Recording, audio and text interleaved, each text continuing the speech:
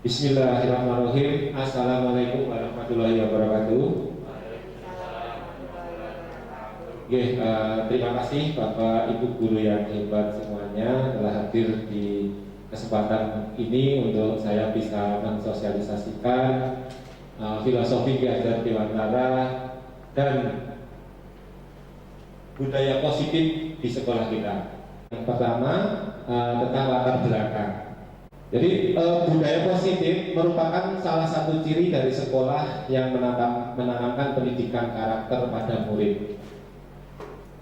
Jadi sekolah memiliki peran penting dalam pembentukan karakter anak. Karakter kuat ini akan terbentuk dengan pembiasaan yang diterapkan di sekolah.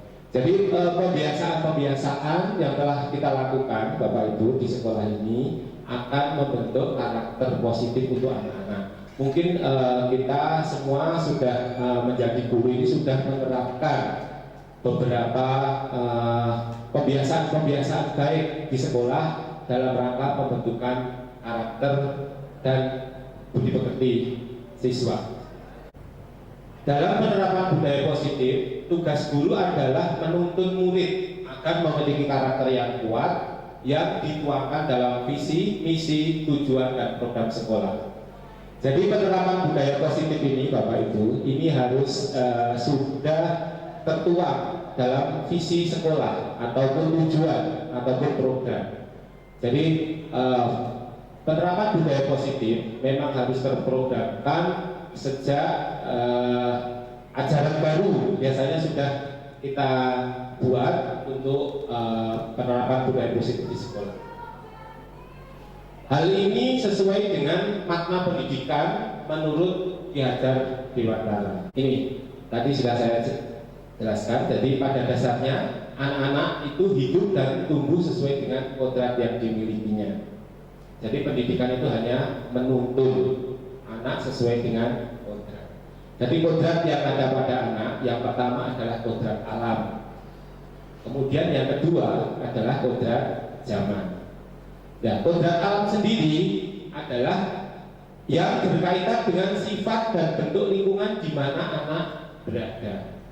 Jadi kodrat alam itu bagaimana anak hidup di lingkungan. Misalkan contohnya siswa kita yang hidup di lingkungan pondok pesantren, nanti mereka akan membawa ini sesuai kodratnya akan memiliki karakter yang disesuaikan dengan kondisi lingkungannya. Kemudian kodrat zaman yaitu yang berkaitan dengan isi dan irama, yaitu pada zaman sekarang. Jadi ketika kita menuntun siswa harus disesuaikan dengan kondisi lingkungan dan dengan zaman sekarang. Jadi biasanya itu ada itu misalkan contoh itu. Nah di sini untuk peran pendidik, kita sebagai pendidik memiliki peran ya. Peran pendidik diibaratkan seorang petani atau tukang kebun yang tugasnya merawat sesuai kebutuhan dari tanamannya agar tumbuh dan berkembang dengan baik. Tentu saja beda jenis tanaman, beda perlakuannya. Jadi misalkan kita memperlakukan anak yang satu dengan yang lain yang memiliki latar belakang yang berbeda, tentunya kita bisa membedakan. Jadi ada beda perlakuan ya Bapak Ibu. Nah ini artinya apa Bapak Ibu? Bahwa seorang pendidik harus mampu melayani dengan bentuk kebutuhan metode belajar siswa yang berbeda-beda atau berorientasi pada anak.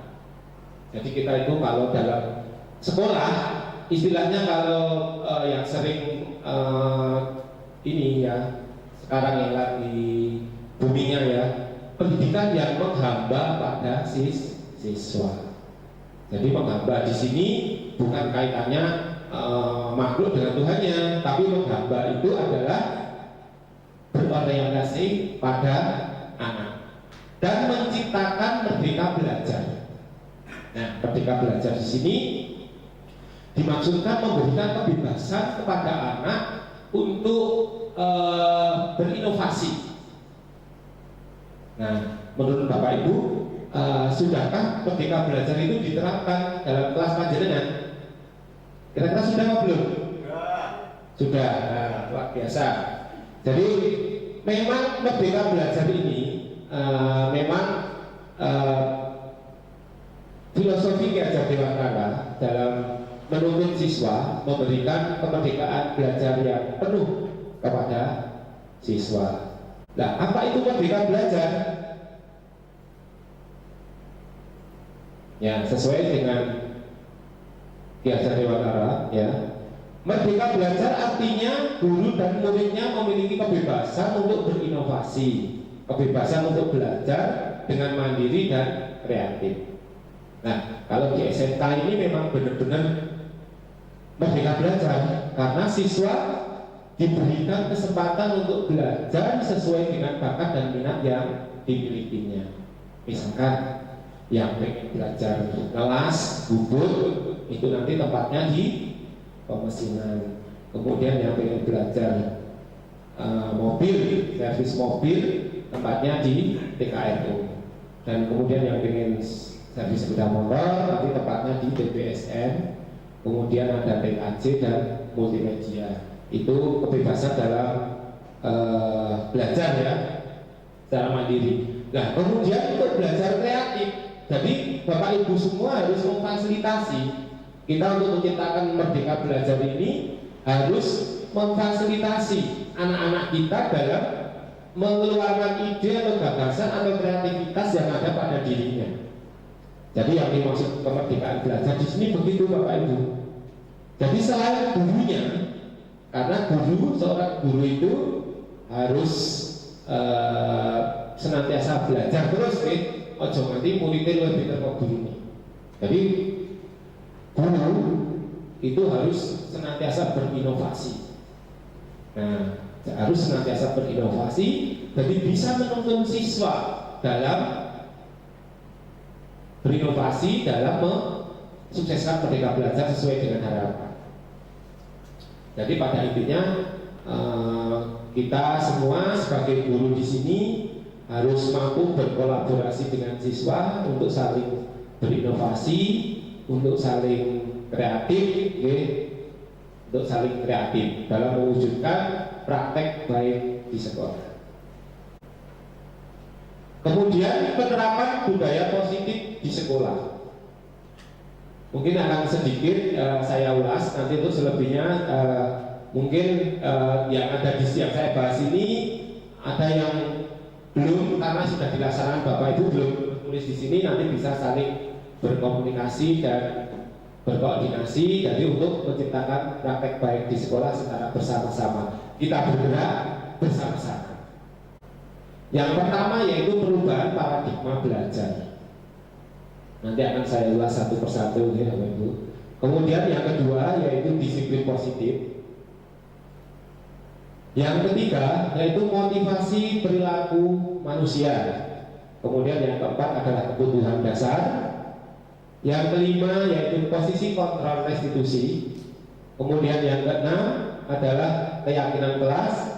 Dan yang terakhir adalah yang ketujuh yaitu sertifikat restitusi. Baik, Bapak Ibu, sebelum saya lanjutkan, pernahkah Bapak Ibu mendengar ini apa yang sudah saya tulis ini?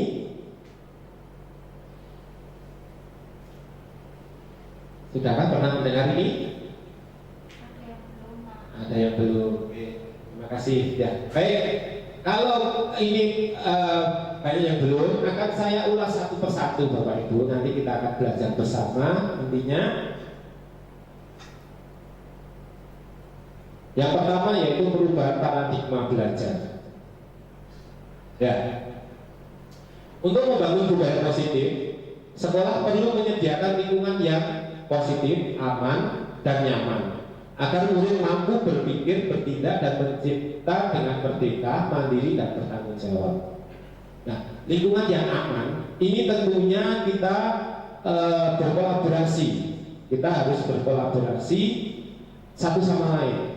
Yang pertama, jadi komponen-komponen sekolah yang harus berkolaborasi itu yang pertama adalah siswa, kita sendiri. Kemudian yang ketiga adalah ekosistem sekolah. Nah, ekosistem sekolah di sini yang dimaksud ekosistem sekolah yaitu yang pertama kepala sekolah sebagai manajer sekolah, kemudian ada pengawas, kemudian komite, kemudian ketua yayasan, kemudian rekan sejawat. Nah, untuk apa kita harus berkolaborasi? Karena salah satu strategi yang perlu ditinjau ulang adalah bentuk disiplin yang dijalankan selama ini di sekolah. Jadi bagaimana penerapan disiplin di sekolah itu bagaimana selama ini yang sudah kita jalankan? Apakah sudah sesuai? Apakah belum? Apakah sesuai dengan yang diamanatkan oleh Ganjar Dewantara terkait Merdeka Belajar? Apakah belum? Nah, ini perlu kita berkolaborasi untuk saling bertukar pikiran dalam menentukan ini. Kemudian disiplin positif. Disiplin positif adalah suatu cara penerapan disiplin dengan tanpa kekerasan dan ancaman, yang tentunya dalam prakteknya melibatkan komunikasi tentang perilaku yang efektif antara orang tua dan anak. Nah, di sini mungkin Bapak Ibu sudah pernah menjalankan. Jadi karena disiplin positif ini melibatkan orang tua, mungkin Bapak Ibu sudah melaksanakan dengan cara home visit yang sudah dilaksanakan. Jadi dengan cara home visit itu intinya kita berkoordinasi dengan orang tua untuk membahas dalam membantu anak kita mengatasi permasalahan yang sedang dialaminya, sehingga mereka akan mandiri dalam mengatasi permasalahan yang dihadapinya. Nah, di situ kita sudah melaksanakan tentunya budaya positif ini dengan membangun atau menjalin kerjasama dengan orang tua. Kemudian motivasi perilaku manusia. Nah, motivasi perilaku manusia dalam melaksanakan sesuatu hal yang pertama yaitu menghindari ketidaknyamanan atau hukuman. Ini maksudnya bagaimana? Jadi ketika anak itu misalkan mendisiplinkan diri atau berdisiplin, itu mungkin yang pertama itu untuk menghindari ketidaknyamanan atau hukuman dari kepada Bapak Ibu guru. Kemudian yang kedua yaitu mendapatkan imbalan atau penghargaan. Nah, mungkin anak-anak melaksanakan kedisiplinan dalam dirinya itu karena ingin mendapatkan imbalan atau penghargaan. Kemudian yang ketiga yaitu menjadi orang yang mereka inginkan dan menghargai diri sendiri. Kira-kira yang paling bagus yang mana ini Bapak Ibu? Mendapatkan imbalan dan penghargaan. Ya, mungkin dari ingin mendapatkan imbalan dan penghargaan. Mungkin ada yang lain? Menjadi orang yang mereka inginkan dan menghargai. Mungkin ada yang lain lagi? Ya, bagus. Ini memang terjadi Bapak Ibu sesuai dengan kondisi kita. Jadi anak-anak itu berbuat disiplin. Kadang memang anak itu menghindari ketidaknyamanan, hukuman ketika di depan kelas anak terlambat, menghindari hukuman. Oh, saya biar tidak terlambat. Kemudian ingin mendapatkan imbalan. Saya disiplin, saya ingin mendapatkan reward dari Bapak Ibu guru. Sudahkah itu pernah Bapak Ibu guru memberikan reward untuk anak-anak yang disiplin? Nah, kemudian menjadi orang yang mereka inginkan dan menghargai diri sendiri. Lah, mungkin ini yang dimaksudkan untuk menumbuhkan kedisiplinan diri pada siswa. Jadi siswa itu menumbuhkan kedisiplinan itu untuk pada intinya ingin apa? Menghargai diri sendiri. Itu menghargai diri sendiri dan menjadi orang yang mereka inginkan. Ini akan tumbuh dari hati kita. Jadi yang dua tadi, yang nomor 1 dan nomor 2 itu munculnya dari luar. Tadi motivasi ekstrinsik. Tapi yang nomor 3 itu adalah motivasi intrinsik. Jadi motivasi yang ada dalam diri kita sendiri itu adalah motivasi intrinsik. Nah, kebutuhan dasar manusia meliputi yang pertama yaitu kebutuhan bertahan hidup. Kemudian yang kedua cinta dan kasih sayang, kemudian penguasaan, kemudian kebebasan, dan yang terakhir adalah kesenangan. Bapak Ibu sekalian, perlu kita pahami bersama bahwasanya setiap anak atau setiap siswa itu adalah memiliki kebutuhan dasar dalam dirinya. Jadi misalkan selama ini Bapak Ibu dalam menangani permasalahan yang dihadapi siswa, itu kita butuh mengetahui atau mencari informasi tentang kebutuhan dasar dari siswa itu sendiri. Salah satu kasus itu yang pernah saya temui, itu dalam kelas itu ada siswa yang suka merebut makanan temannya. Jadi ketika temannya makan, dia ikut, bahkan direbut secara paksa. Nah, ternyata setelah ada pendekatan, kita komunikasi dengan siswa itu, akhirnya setelah diadakan wawancara konseling, itu bahwa anak ini memiliki kebutuhan dasar ini untuk apa? Bertahan hidup, karena dari rumahnya orang tua tidak memberikan bekal, dan kebetulan anak ini di kelas begitu. Kemudian ada juga saya pernah ketemu dengan siswa yang sering tidur di kelas. Nah, saya sering pernah mengalami, mungkin juga pernah dialami Bapak Ibu, siswa ini sering tidur di kelas, sering sekali tidur di kelas. Nah, setelah diadakan pendekatan, ternyata memang anak ini memiliki kebutuhan kesenangan. Nah, maksudnya kesenangan gimana? Ternyata pelajaran yang disampaikan oleh Bapak Ibu guru itu bagi dia itu kurang menarik. Nah, ini PR kita Bapak Ibu sekalian ya. Ini PR kita, bahwasanya untuk menjadi menarik di depan anak-anak itu juga merupakan tanggung jawab kita dalam mensukseskan atau memberikan kemerdekaan belajar. Tentunya pada kebutuhan dasar, karena seperti yang sudah saya tulis bahwasanya kebutuhan dasar pada manusia itu ada ini beberapa, ada 5 ini, yang salah satunya adalah kesenangan, kebebasan, kemudian cinta dan kasih sayang. Karena siswa juga butuh, kadang ada juga yang siswa itu memang butuh kasih sayang dari orang tua yang kurang, jadi mengimplementasikan di sekolah. Mungkin untuk guru Bapak Ibu guru TK atau PKN yang sikap itu, kita memang kebetulan ini audien ini adalah guru TK dan PKN, jadi memang sangat cocok untuk membahas ini. Nah, mungkin nanti juga kita butuh koordinasi untuk bersama-sama bergerak untuk melaksanakan praktek baik di sekolah, tentunya untuk kesuksesan sekolah kita. Baik Bapak Ibu, untuk posisi kontrol guru,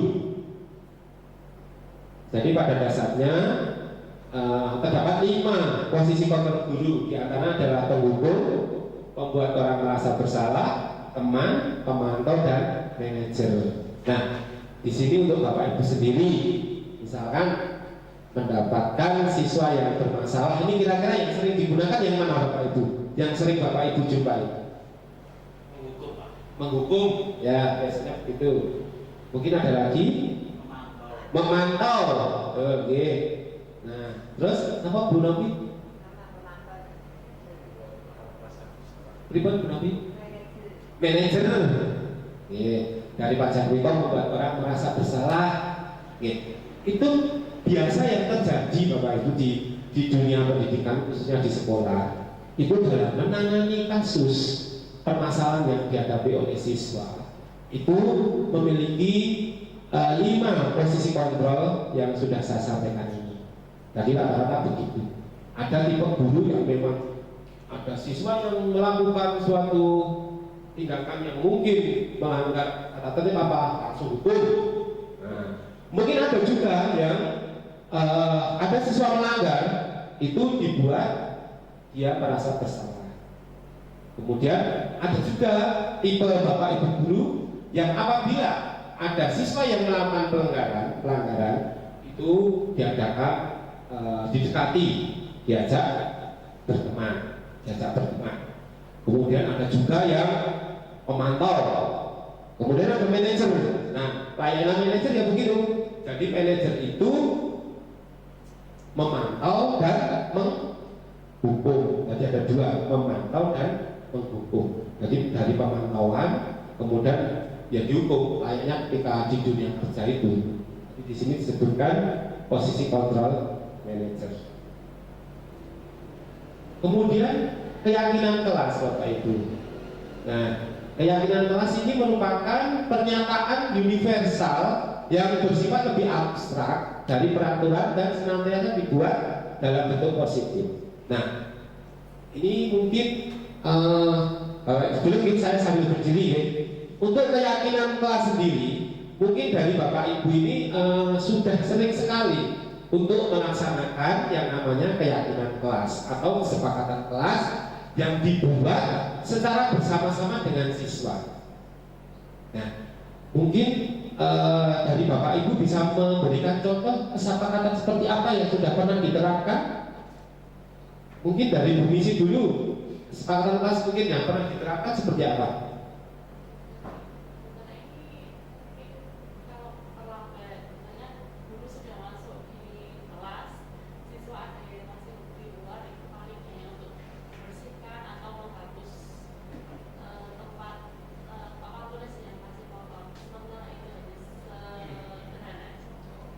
Tentunya itu sudah disepakati dulu dalam kelas ya.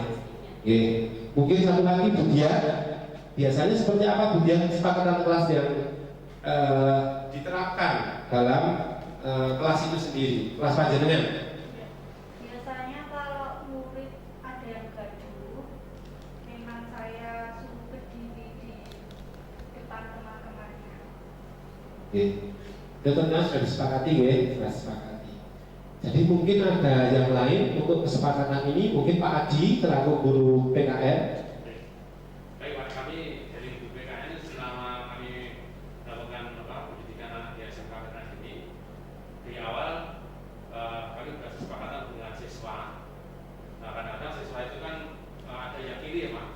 Maksudnya apa? Ada siswa yang terlambat masuk gitu di jam-jam saya. Mereka sudah bersepakatan bentuknya itu bervariasi. Ada yang minta nyanyi lagu Indonesia Raya atau menghafalkan undang-undang atau Pancasila. Itu kita buat model kesepakatan dengan kelas tingkat dari keterlambatannya. Satu contoh, kalau keterlambatannya itu kurang lebih ya mungkin kita masuk jam 7, mereka jam 7 lebih dari 5 menit, itu ringan. Mungkin itu masuk sudah pelajaran mereka saya suruh untuk menghafalkan Pancasila. Kalau sudah masuknya itu lebih dari 10 menit, maka menghafalkan undang-undang. Itu Pak yang saya lakukan di mata pelajaran PPKN selama ini yang kami lakukan, yang mana kita buat kesepakatan bersama-sama. Sampai yang tingkatannya lebih berat itu kami tidak izinkan mereka itu mengikuti di jam saya di 1 jam. Dengan catatan mereka nanti akan membuat tugas. Itu yang kami lakukan selama ini. Terima kasih Pak. Terima kasih Pak Adi. Kalau kita melihat dari beberapa contoh dari Bapak Ibu yang memberikan contoh kesepakatan kelas ya dalam kelasnya, itu kita bisa melihat bahwasanya memang kesepakatan kelas ini sangat perlu untuk dibuat. Jadi untuk mendisiplinkan anak-anak, memang beberapa kesepakatan kelas yang dibuat oleh Bapak Ibu itu bervariasi. Jadi memiliki penguasaan kelas yang masing-masing atau keyakinan kelas sesuai dengan kondisi tentunya. Jadi memang pada dasarnya perlu untuk dibuat keyakinan kelas Bapak Ibu. Kemudian yang ketiga yaitu segitiga restitusi. Ini perlu sedikit saya sampaikan bahwa restitusi adalah proses kolaboratif yang mengajarkan murid untuk mencari solusi suatu masalah dan membantu murid untuk berpikir tentang seperti apa yang mereka inginkan serta bagaimana mereka harus memperlakukan orang lain. Jadi pada restitusi ini kita kerjasama dengan siswa dalam menuntun siswa, berkolaborasi dengan siswa untuk memecahkan permasalahan yang sedang dihadapinya. Kemudian yang ketiga yaitu segitiga restitusi. Ini perlu sedikit saya sampaikan bahwa restitusi adalah proses kolaboratif yang mengajarkan murid untuk mencari solusi suatu masalah dan membantu murid untuk berpikir tentang seperti apa yang mereka inginkan serta bagaimana mereka harus memperlakukan orang lain. Jadi pada restitusi ini kita kerjasama dengan siswa dalam menuntun siswa, berkolaborasi dengan siswa untuk memecahkan permasalahan yang sedang dihadapinya. Jadi memang restitusi ini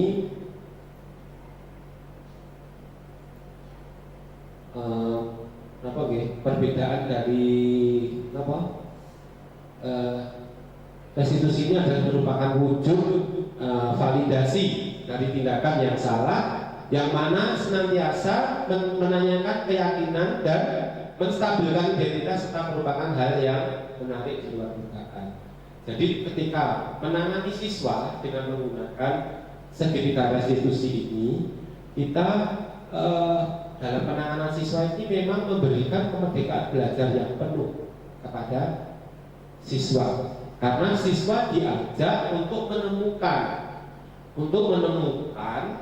solusi-solusi yang dapat membantu menyelesaikan masalah yang dihadapinya. Jadi siswa dituntun untuk secara mandiri mampu mengatasi permasalahan yang sedang dihadapi. Ini tentunya untuk Bapak Ibu guru BK yang ada di sini sudah sering menggunakan yang namanya segitiga restitusi. Adapun perbedaan restitusi dengan pendisiplinan yang lain.